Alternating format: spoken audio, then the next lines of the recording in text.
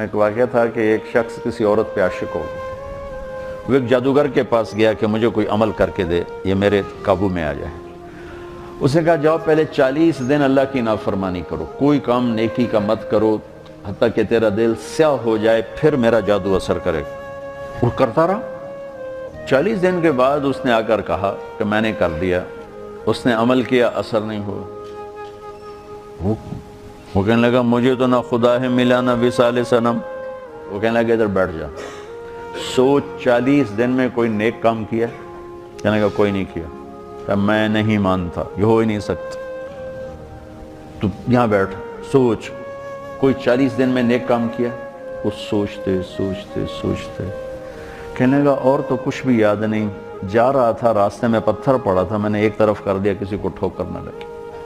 تو جادوگر کی ہائے نکلی کہ لعنت ہے تجھ پر کہ تو ایسے